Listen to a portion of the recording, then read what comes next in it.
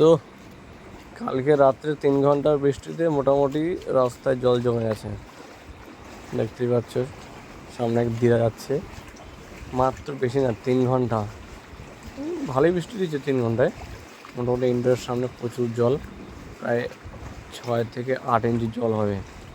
আর দেখতে হবে ইন্ডোরের মধ্যের অবস্থা কী আছে, এর মধ্যে মাছও ঘুরতে পারে। দেখা যাক, লকটা তাকে ওপেন করি, তারপরে দেখছি। ইরে বাবা, ইন্ডোরের মধ্যে দেখো কী অবস্থা, জলই জল, জল ঢুকে গেছে সব।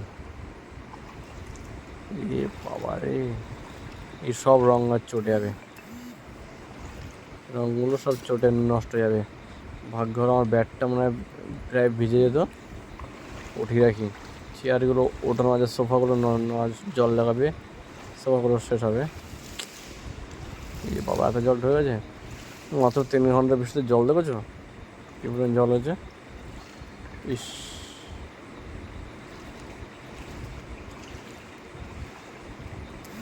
ফ্যান ট্যান সব ডুবে গেছে,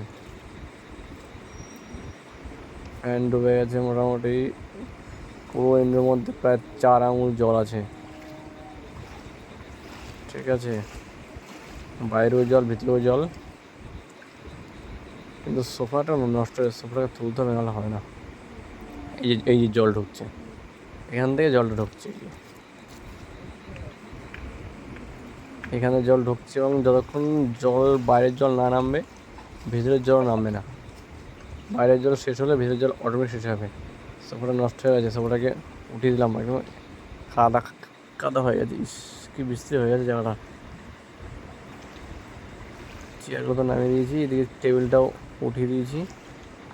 মোটামুটি এই জল নামতে 1-5 ঘন্টা লাগবে, তার আগে জল নামবে না।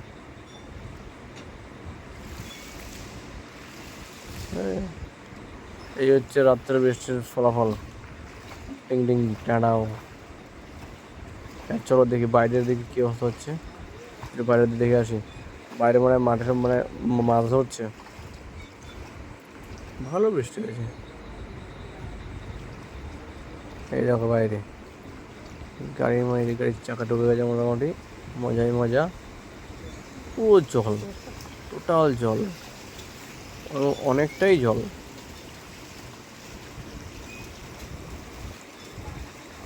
বাপরে বাপ, আজকে স্কুল ছিল নাকি? 10 থেকে স্কুল যায়। সামনে বাপ্পা দেওয়া আছে মনে হচ্ছে। এই যে মাছ হচ্ছে, মাছ বাঁধবে এই জলটা যখন নামবে, মাছ কম বেশি বাঁধবে। তো বৃষ্টির দিনের ব্লগ, চলো টাটা বাই বাই।